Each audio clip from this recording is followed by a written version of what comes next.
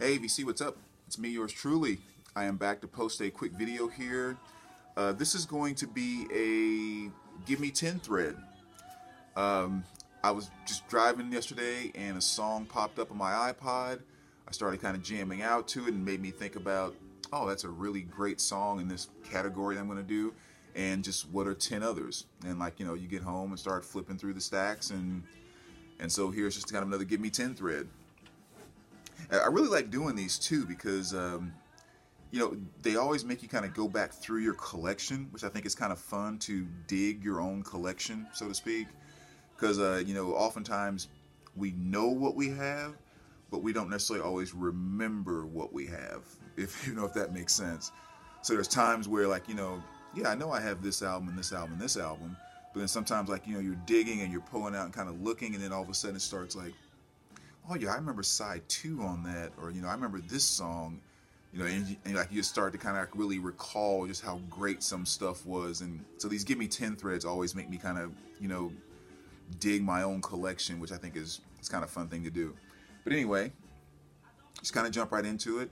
This one was Give Me 10, as far as 10 just really good heartfelt songs. So that's kind of what I was listening to, and that's what the song was. It came on, and it made me just start kind of thinking about that. So I did leave out all R&B and blues and stuff like that. So I'm mainly kind of sticking to rock here. And again, not saying the 10 best, but just 10 really, really good, heartfelt songs based on lyrics or feel or whatever. All right, and I think I ended up pulling out 12. So since I pulled them out, I'm just going to show them all anyway, which is considered 2 honorable mentions. But let's just start off here with Graham Nash the album Wild Tales. The song I'm going to pick off of this one is I Miss You, which I think from his solo career, my favorite song without question. And it's just such a beautiful, heartfelt song where it's just kind of him sitting at a piano, just talking about how he misses his girl, plain and simple. Really great recording on it as well, because it just kind of sounds like he's sitting at the piano singing and someone's just kind of holding a mic out, just like right in between his voice and then the piano, and just kind of, just a very mellow, smooth song, like it was just recorded in his basement one day. But if you're not familiar with that, make sure you check it out, because like I said, that's my favorite song from him through his solo career. The next here is Joan Armatrading, and the name of the album here is The Shouting Stage, and the name of the song is The Shouting Stage. And it was so cool because I didn't know much about her at all, and I actually have the 12-inch single to Shouting Stage that I picked up in a Goodwill one time. I had no idea who she was or whatever, and just heard that song, and it instantly turned me on to her. But yeah, the song "The Shouting Stage" is it's a fantastic song. Really, just kind of about her trying to hold on and almost going through a state of denial that her significant other is leaving her, or all that, and just kind of reflecting on some of the issues that they had and all that type of stuff. But there's one part in there where she's again, you have to listen to it to hear it, because I can't sing it the way, and when I just say it, it's not going to sound like anything. But she's crying out in part of this lyric where she says, I know there's no one else, and then right after she says that, she sings that kind of really high and strong, and then right at the end of that, she gives like a really soft "is there," like she wants to convince herself so much that there isn't anyone, but then she's like, can you just please let me know if that's the case, type of thing. And I know, again, it's just so much passion and heart in that song that it's just definitely my favorite song by her, and definitely one of my favorite heartfelt, hurt type of songs. And then next we go to The Outfield, Diamond Days, one of my favorite bands from the 80s. I'll never forget the first time I heard Your Love. Gimmie, my 8th grade year, riding home on the bus. 7th grade year, riding home on the bus. He had his little boom box and put that song on, and just But the song that I'm picking off of this is the song For You, which again is just one of those, just especially the delivery of what's his name, this his voice and the way he sang. It's one of those heartfelt, crying out type of songs. Great lyrics and easy to understand, easy to relate to. Very, very good stuff. This is one I think gets overlooked a little bit. Placebo, Loud Like Love. And the song is Exit Wounds. Is a song I'm choosing off of here. And it's kind of a neat track, and I think sometimes maybe the heartfeltness gets lost in it, because the beginning of the song is more of kind of like a dark type of thing, and then the chorus is just like extremely powerful. But I mean, it really, really does capture a very strong, heartfelt type of thing, where throughout part of just the verses, he's talking about him hovering over his girlfriend's bed or his ex-girlfriend's bed or whatever, watching her make love to another guy and like crying on top of him, like that type of just I'm going crazy type of stuff. And then of course going into the chorus, the first line of the chorus is I want you so bad I can taste it, but you're nowhere to be found. I mean, it's just kind of like, I want you so bad I can taste it. That's an awesome freaking line. But yeah, that's Placebo, Loud Like Love. If you're not familiar with that song, definitely check it out.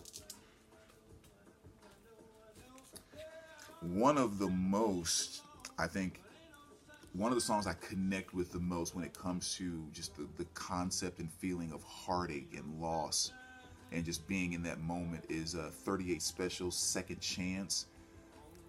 I mean, I don't think any song captures it as well as that one does. And again, it's just like he just makes it so easy to relate to the pain that he's in at that moment. Especially going into the second verse, where I believe like the first line of it is like, so this is love, standing in the pouring rain. I fooled on you, but she never meant a thing. And I know I have no right to ask you to sympathize, but why can't you think it over? And asking for a second chance.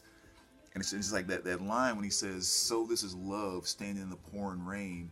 It's just like, I don't know, it's just such a way to convey like holy cow, like, you see this stuff in the movies where you have people standing out in the rain crying up at the window or whatever, and it's almost like he's like, holy cow, like, I'm here, this is actually it, this is what love is, it's being this hurt and standing out in the rain, and it just captures it so well. So definitely one of my favorites right there, without question.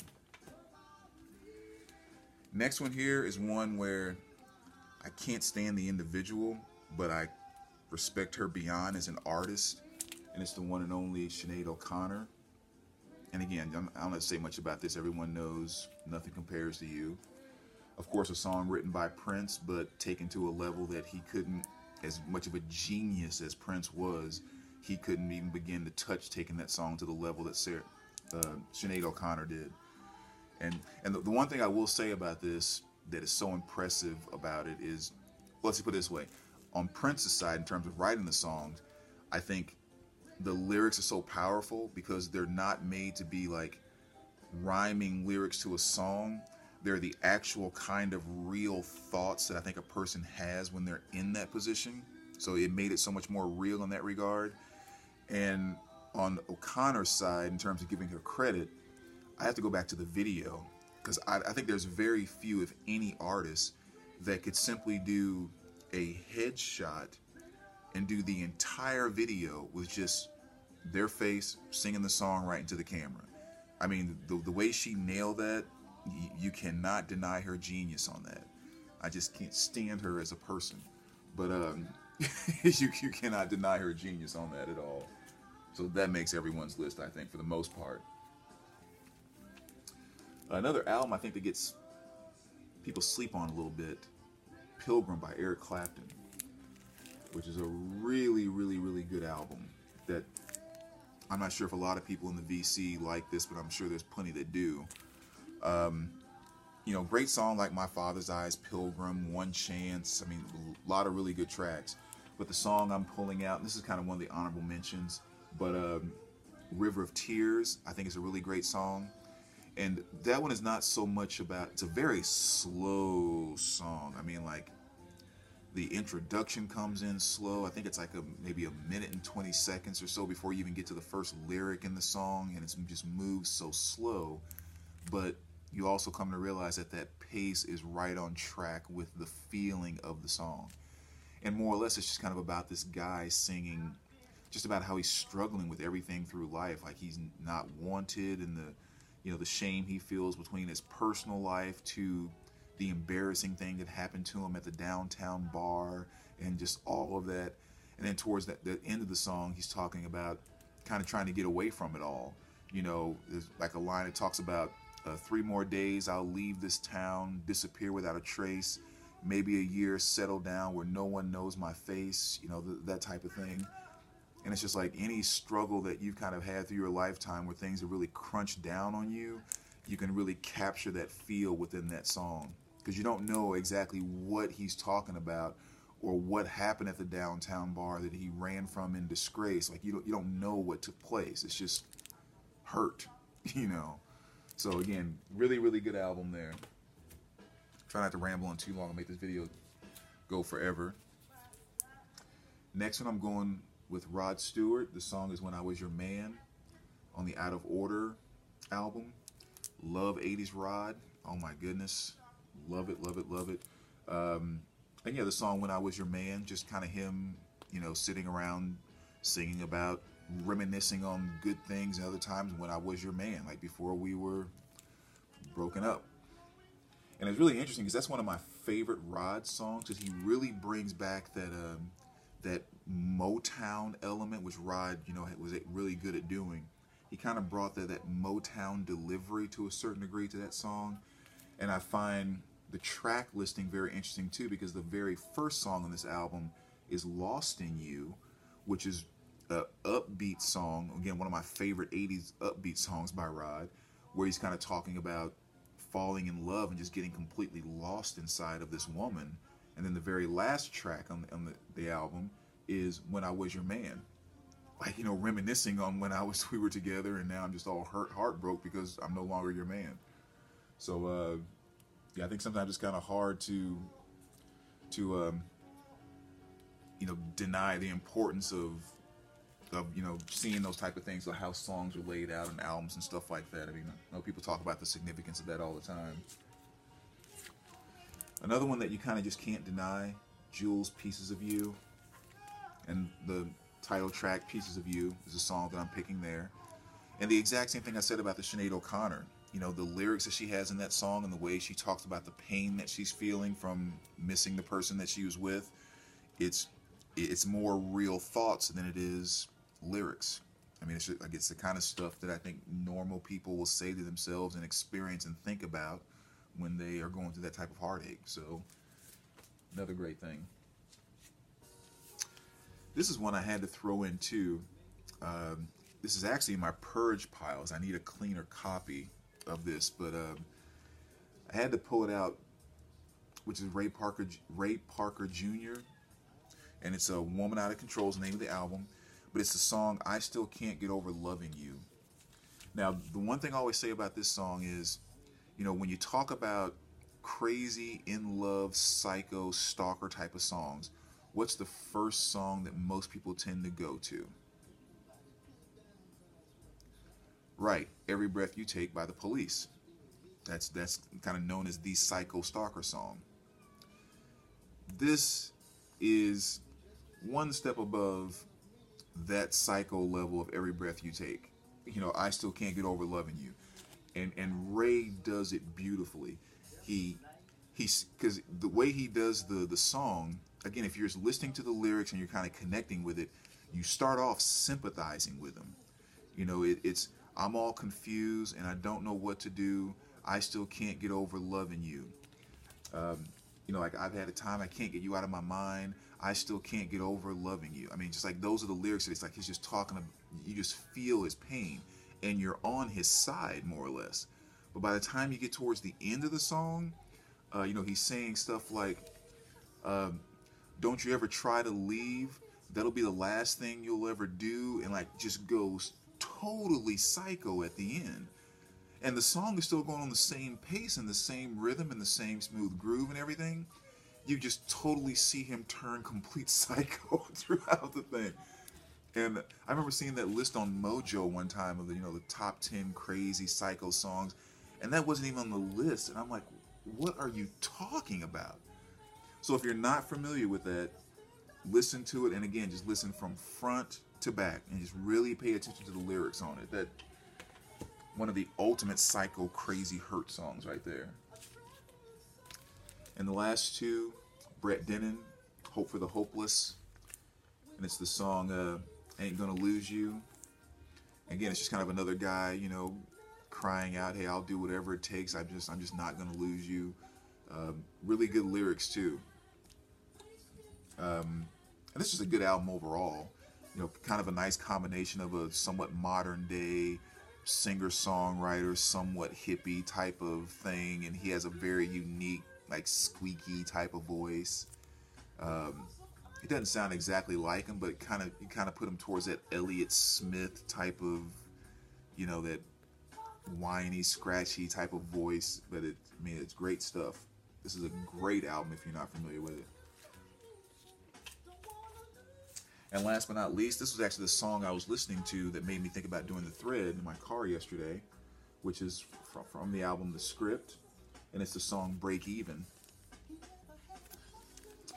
Really, really fantastic album. Side 1, just in general, is awesome. Side 2, but yeah, side 1 is great. So even the song Before the Worst is also a very good heartfelt breakup type of song. But the song Break Even, again, it's that 90s, 2000s stuff that typically I'm not as fond of, but The Script does it fairly well. But oftentimes it's their lyrics that really kind of catch me. And in that song Break Even, what I find so amazing is how he can so clearly and how they so powerfully show both sides of the story of what's going on between him and what's going on between the girl, and just like what's going on in their world. And being able to do it in 1 or 2 sentences, it just kind of immediately takes you there and helps you understand. And I just think that's awesome. Like for those maybe that haven't heard the song, the very first line is I'm still alive, but I'm barely breathing. Just pray to a God that I don't believe in, because I got time while you've got freedom. Like even that line, like I have time while you have freedom, like that defines the whole. Like, she probably broke up with him, and he's the one really struggling, and she's moving on and feeling like it was the right decision to make, and just by I have time while she's got freedom. I don't know, something about that just kind of when an artist can convey that much in so little, like that's the power of the connection of music to me. And it's like some best days were some of my worst. She's found a man and he's gonna put her first. While I'm wide awake, she has no trouble sleeping, because when her heart breaks, it don't break even. It's just, again, just so much conveyed. So great album. And as much as I typically don't like this style of music, I got to give him much props on this, because that's a great album. So anyway, blah blah blah blah blah. That was just kind of something I wanted to share really quick. As always, let me know what you think. What I would love to hear is just maybe put some other albums or songs, I should say, that kind of fall in that category for you down below, because hopefully there will be something there that I haven't heard before and can get turned on to some new music. So thanks as always, VC, and we will talk to you guys soon.